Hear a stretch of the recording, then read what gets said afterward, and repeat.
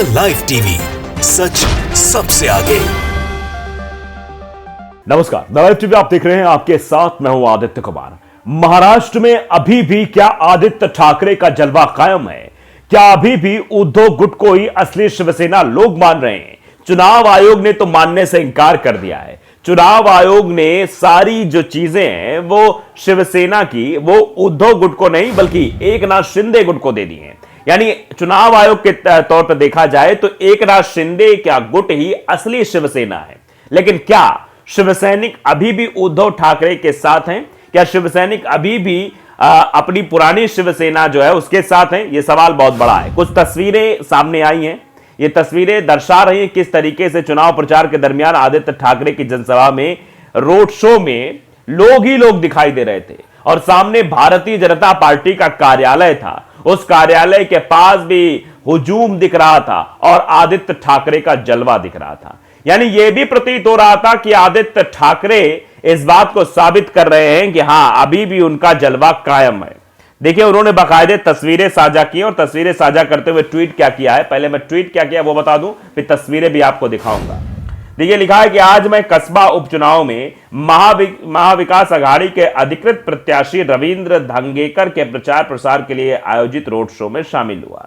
यानी कस्बा में उपचुनाव चल रहा है और उपचुनाव में महाविकास अघाड़ी के जो प्रत्याशी हैं रविंद्र धांगेकर, उनके प्रचार प्रसार के लिए ये पहुंचे हुए थे। आप तस्वीर जरा देख लीजिए। आदित्य ठाकरे प्रचार कर रहे हैं और देखिए किस तरीके से बैनर, पोस्टर और पुष्पों की वर्षा हो रही है, यानी पुष्प वर्षा हो रही है। तो समझिए कि आदित्य ठाकरे का जलवा अभी भी कायम है। और एक वीडियो नीचे रिट्वीट करते हुए क्या कुछ कहा गया, जरा आप वो भी देख लीजिए।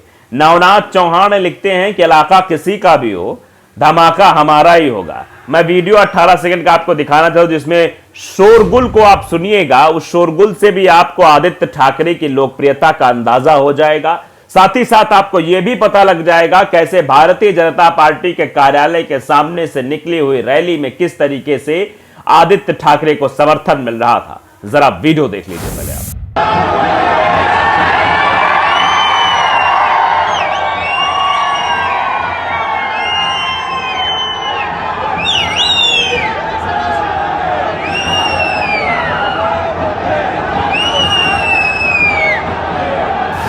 तो वीडियो देख लिया आपने।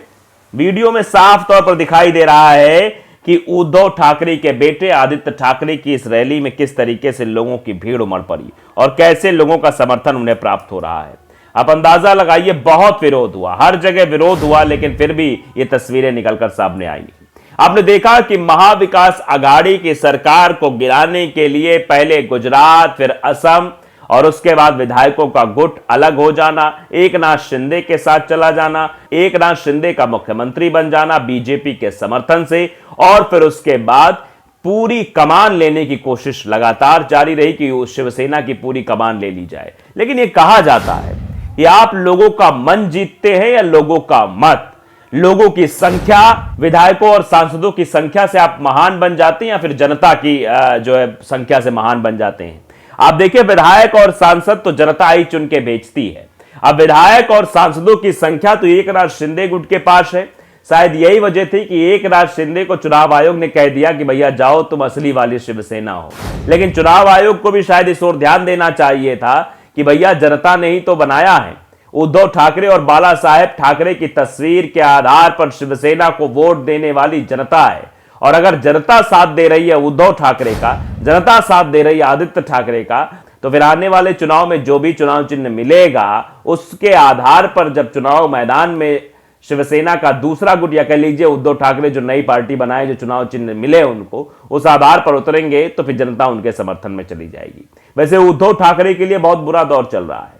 ना सुप्रीम कोर्ट की तरफ से राहत मिल रही है, ना राहत मिली है चुनाव आयोग की तरफ से। हर जगह सिर्फ बुरी ही खबर आई है और यह कहा भी जा रहा है कि यह बदला लिया गया है 2019 का, क्योंकि उस वक्त भी ऐसे ही घटनाक्रम बने थे। उस वक्त ऐसा लग रहा था कि बीजेपी का मुख्यमंत्री बनेगा या फिर कोई और मुख्यमंत्री बनेगा। रातों रात शपथ हो जाती है, मुख्यमंत्री बन जाते हैं देवेंद्र फडणवीस और उप मुख्यमंत्री बन जाते हैं शरद पवार के भतीजे अजीत पवार, और सब खेल उसके बाद शुरू होता है।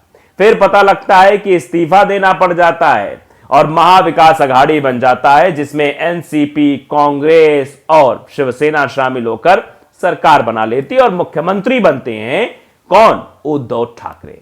और उसके बाद से लेकर बीजेपी को टीस बनी हुई थी कैसे भी करके यहां पर यह सब कुछ किया जाए, खेल किया जाए। और जब खेल आपने देखा, जब खेल शुरू हुआ, एकनाथ शिंदे गुट की ओर से खेल शुरू किया गया, तो खेल शुरू हुआ गुजरात से। गुजरात में पहले विधायकों को रोका गया, वहां पर खेल चलता रहा, विधायक वहां आराम करते रहे, यहां संख्या बल की बातें बार बार हो रही थी और इशारों में यह कहा जा रहा था कि मेरे पीछे एक बड़ी ताकत है। एकनाथ शिंदे बार बार ये कह रहे थे। वो ताकत कौन थी ये बाद में पता चला, वो ताकत बीजेपी की थी। और फिर उसके बाद असम शिफ्ट कर दिया गया। असम के गुवाहाटी के एक होटल में सारे विधायक शिफ्ट हो जाते हैं और जब असम के मुख्यमंत्री हेमंत बिस्वा शर्मा से इसको लेकर सवाल होता है तो वो भी मुकर जाते हैं। ये पूरी कहानी स्क्रिप्टेड थी और धीरे धीरे स्क्रिप्ट तैयार होती गई और अंत में भारतीय जनता पार्टी सामने आ जाती है और समर्थन सरकार बना लेती है। फिलहाल ये तो बैकग्राउंड था, लेकिन अब आप समझिए, अब एक बड़ी चुनौती जो है वो उद्धव ठाकरे के सामने मुंह खड़ी हुई है, क्योंकि अब तो पार्टी भी नहीं बची है। पार्टी को लेकर जो फैसला चुनाव आयोग की तरफ से आया, पहले चुनाव आयोग ने दोनों को अलग अलग चुनाव चिन्ह दे दिया, अलग अलग नाम लेने को कह दिया कि आप जो अलग अलग नाम में जाइए, हम फैसले को सुरक्षित रखेंगे, फैसला देखेंगे, जिसकी जो दलीलें होंगी दलीलें सुनेंगे, उसके बाद अपना फैसला सुनाएंगे।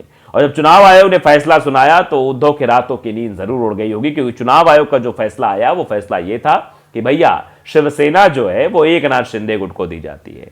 यानी अब समझिए, आपकी मातोश्री पर भी दावा ठोकने की कोशिश हो रही है। अब तो एकनाथ शिंदे बाला साहेब ठाकरे की तस्वीर भी इस्तेमाल कर सकते हैं, क्योंकि वो अब पार्टी के राष्ट्रीय अध्यक्ष के तौर पर काम कर रहे हैं और बाला साहेब ठाकरे जो कि संरक्षक हैं। अब सवाल यह कि उद्धव ठाकरे क्या अपने पिता की तस्वीर का इस्तेमाल आने वाले चुनाव में जो उनकी नई पार्टी होगी उसमें कर पाएंगे, यह भी सवाल बना हुआ है। लेकिन जनता का जो समर्थन दिख रहा है वो आदित्य ठाकरे की रैली में जो भीड़ उमड़ रही है वो क्या कह सकते हैं, असली शिव सैनिक हैं। अगर वो असली शिव सैनिक हैं तो फिर विधायक और सांसदों का तो मायने नहीं रखता कि जनता ही सर्वप्रधान होती है। और जनता अगर एक उद्धव गुट के साथ है और असली शिवसैनिक उद्धव गुट के साथ है और शिवसेना का पूरा संगठन उद्धव ठाकरे के साथ है, तो फिर उद्धव ठाकरे को कोई समस्या नहीं होगी। लेकिन यहां एक समस्या और है, जो बचे हुए विधायक उद्धव ठाकरे के साथ हैं, अगर एकनाथ शिंदे की तरफ से व्हिप जारी किया जाता है, जो पार्टी व्हिप जारी करती कि उसके अनुसार काम करना, अगर वो विधायक या सांसद उसके अनुसार नहीं चलेंगे तो उन पर कार्रवाई हो सकती है, उनको अयोग्य भी घोषित किया जा सकता है। ये अयोग्य घोषित करने की तलवार जरूर उन विधायकों और सांसदों पर लटक रही है जो उद्धव गुट के साथ है। तो फिलहाल समस्या तो बहुत सारी, लेकिन उन समस्याओं के बीच इस तरीके से प्रचार प्रसार में उतरना और आदित्य ठाकरे का इस तरीके से ताल ठोकना यह दर्शाता है कि आदित्य ठाकरे अभी हार मानने वाले नहीं हैं। या फिर यह भी आप कह सकते हैं कि उद्धव ठाकरे हार मानने वाले नहीं हैं, उद्धव ठाकरे जमकर लड़ाई लड़ रहे हैं। और ये तस्वीरें जो है उपचुनाव की तस्वीरें हैं। यहां महाविकास आघाड़ी के प्रत्याशी के समर्थन में वोट मांगने पहुंचे हैं रविंद्र धांगेकर। कस्बा में उपचुनाव हो रहा है और जो उपचुनाव में तस्वीरें दिखाई दे रही, जो प्रचार के दरमियान तस्वीरें दिखाई दे रही हैं, वो इशारा कर रही हैं कि अभी भी महाविकास आघाड़ी के साथ मिलकर जो है आगे का काम किया जाएगा। यानी शिवसेना तो ना ही कहिए आप, क्योंकि वो अलग वाली शिवसेना हो जाएगी। एनसीपी और कांग्रेस, ये दो तीनों लोग मिलकर, यानी उद्धव गुट कह लीजिए, अभी जब तक पार्टी का नया नाम नहीं आ जाता है, क्योंकि आधिकारिक तौर पर तो शिवसेना अब एकनाथ शिंदे की हो गई है, तो ये तीनों गुट मिलकर काम कर रहे हैं। आप इससे अंदाजा लगा सकते हैं समर्थन जनता का प्राप्त हो रहा है और इस समर्थन के सहारे ही बड़ी तैयारी कर रहे हैं उद्धव ठाकरे। तो द लाइव टीवी अगर आपने सब्सक्राइब नहीं किया, सब्सक्राइब जरूर करिए, बेल आइकन दबाइए ताकि सच खबर आप तक पहुंचती रहे। नमस्कार। द लाइव टीवी, सच सबसे आगे।